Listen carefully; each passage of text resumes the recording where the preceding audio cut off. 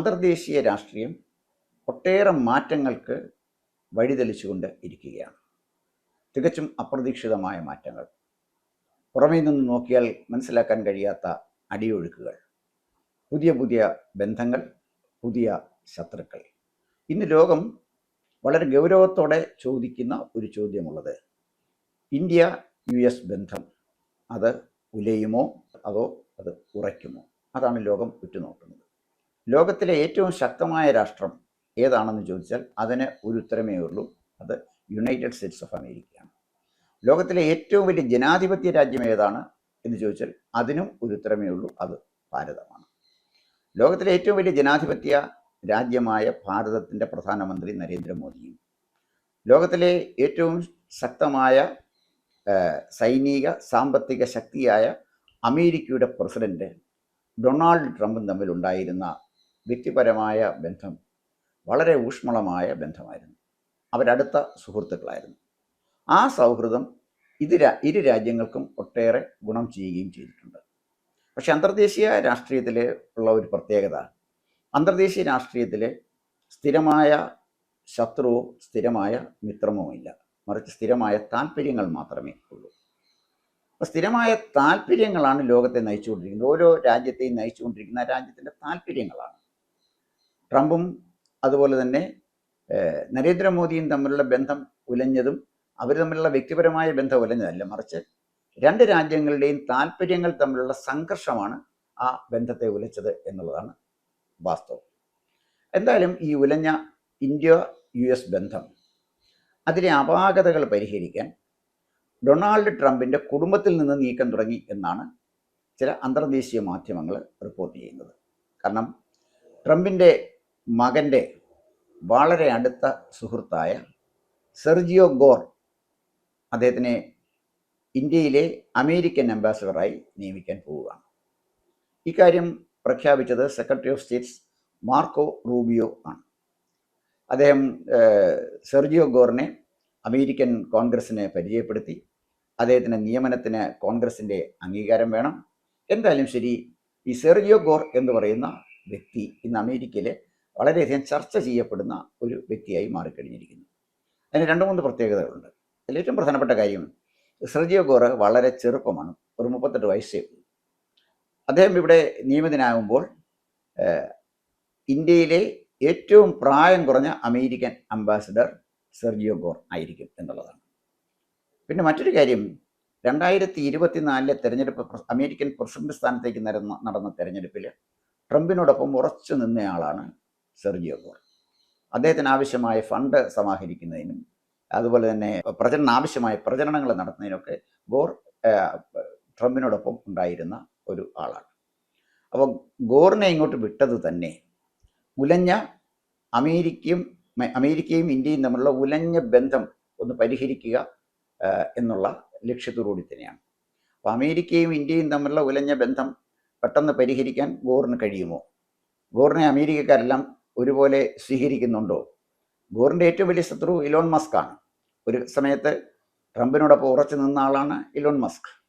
ലോകത്തിലെ ഏറ്റവും കോടീശ്വരന്മാരിൽ 1-ാം സ്ഥാനത്ത് നിന്ന ആളാണ്. അടുത്ത സമയത്ത് ചെറിയൊരു വ്യത്യാസം വന്നു എന്ന് മാത്രം. എന്തായാലും ലോകത്തിലെ കോടീശ്വരന്മാരിലെ പ്രമുഖ സ്ഥാനങ്ങളിൽ ഉള്ള ഒരാളാണ് ഇലോൺ മസ്ക്. അദ്ദേഹം വ്യവസായിയാണ്, ടെക്നോക്രാറ്റാണ്, അതിസമർത്ഥനായ ഒരാളാണ്.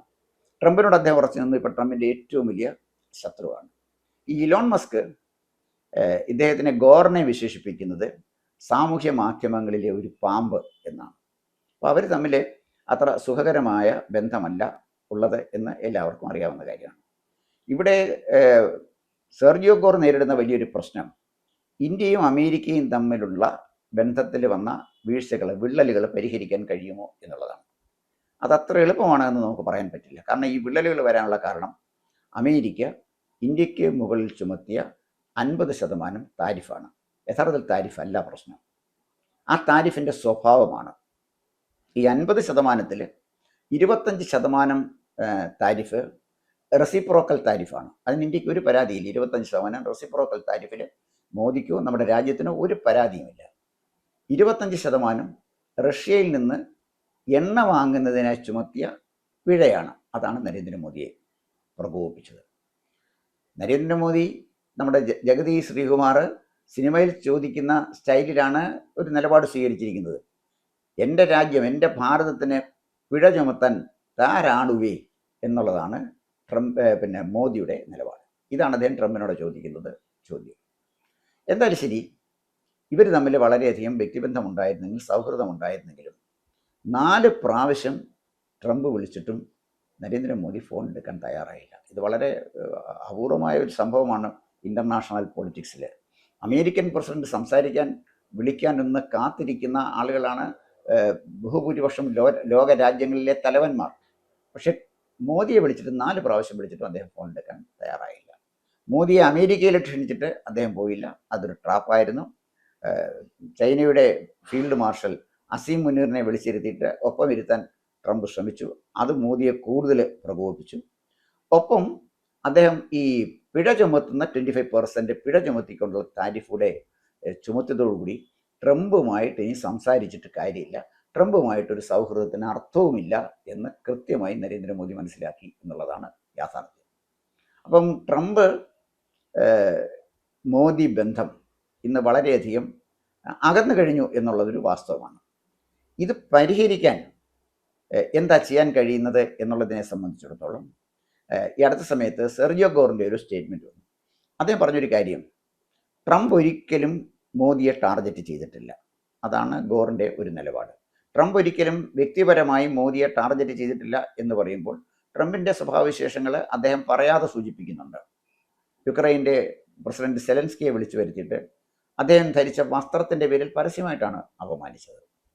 അതുപോലെ തന്നെ നെതന്യാഹുവിനെ, ഇസ്രായേൽ പ്രധാനമന്ത്രി നെതന്യാഹുവിനെയും അദ്ദേഹം വളരെ പരസ്യമായിട്ടാണ് അപമാനിച്ചത്. ട്രംപിൻ്റെ ഒരു സ്വഭാവം അദ്ദേഹത്തിന് ഇഷ്ടമില്ലാത്ത ലോക നേതാക്കന്മാരെ പരസ്യമായി അപമാനിക്കുന്ന ഒരു സ്റ്റൈലാണ് ട്രംപിനുള്ളത്. അത് മനസ്സിൽ വെച്ചുകൊണ്ടായിരിക്കാം ഗോർ പറഞ്ഞത് ട്രംപ് ഒരിക്കലും മോദിയെ ടാർഗറ്റ് ചെയ്തിട്ടില്ല, വ്യക്തിപരമായ ഒരു അധിക്ഷേപവും ട്രംപ് നടത്തിയിട്ടില്ല. അതാണ് ഒരു കാര്യം. രണ്ടാമത്തെ കാര്യം അദ്ദേഹം പറഞ്ഞത്, ട്രംപ് എതിർത്തത് മോദിയല്ല, ഇന്ത്യയുടെ നയങ്ങളെയാണ്. ഇപ്പോൾ ഇന്ത്യയുടെ നയങ്ങളിൽ മാറ്റം വരുത്തിയാൽ ട്രംപും മോദിയുമായുള്ള സൗഹൃദം പുനഃസ്ഥാപിക്കപ്പെടാം. അതല്ലെങ്കിൽ അമേരിക്ക ഇന്ത്യയോട് സ്വീകരിച്ചിരിക്കുന്ന നയങ്ങളിൽ മാറ്റം വരുത്തിയാലും ഇത് സാധ്യമാണ്. അപ്പോൾ ഇന്ത്യൻ നയങ്ങൾ മാത്രമാണ് പ്രശ്നം. മോദിയും ട്രംപും ഇപ്പോഴും നല്ല സുഹൃത്തുക്കളാണ്. ട്രംപ് വിമർശിച്ചത് ഇന്ത്യൻ നയങ്ങളെ മാത്രമാണ്.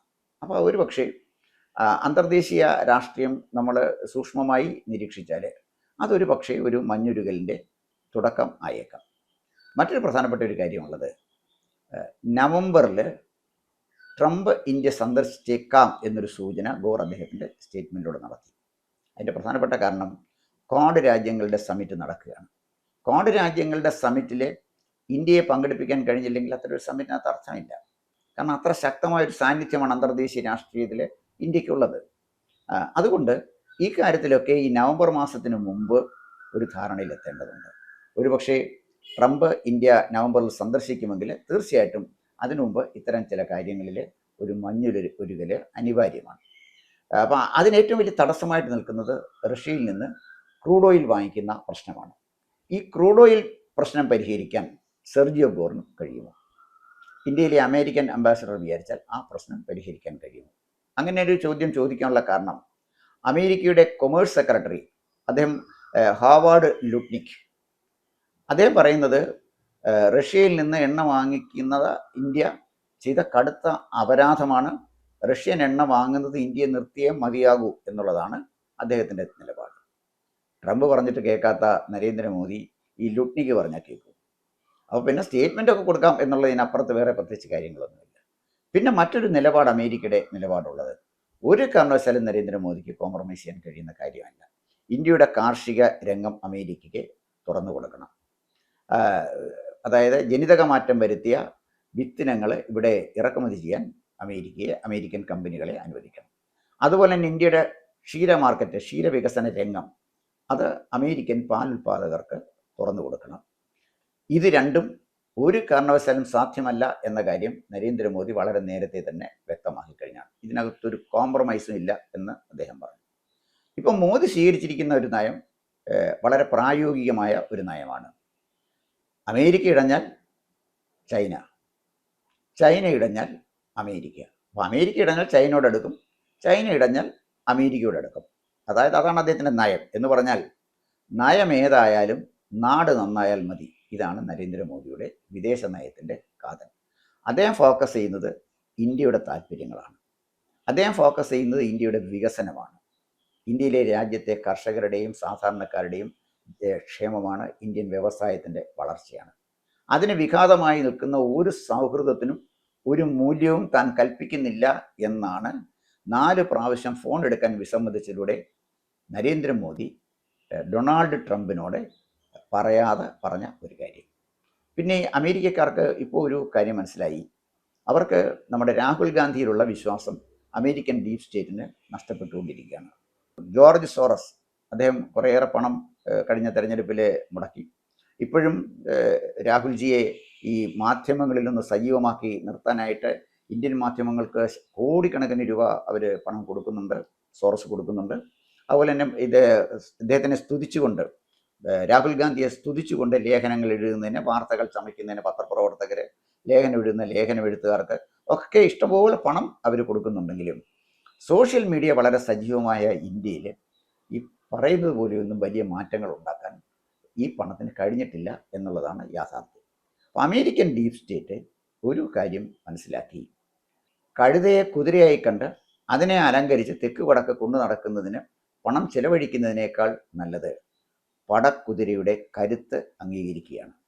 ആ ലെവലിലേക്ക് deep state, American deep state ആയാലും ശരി, ചൈനീസ് ഡീപ് സ്റ്റേറ്റ് ആയാലും മാറിക്കൊണ്ടിരിക്കുകയാണ്.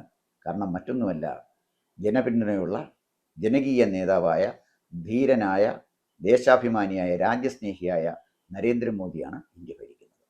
കൂടുതൽ വാർത്തകളും വിശേഷങ്ങളും നേരിട്ട് ലഭിക്കാൻ ജനങ്ങളിൽ നിന്ന് ജനങ്ങളിലേക്ക് ജനഭൂമി ന്യൂസ് സബ്സ്ക്രൈബ് ചെയ്യൂ. ബെൽ ബട്ടൺ അമർത്താനും മറക്കരുത്.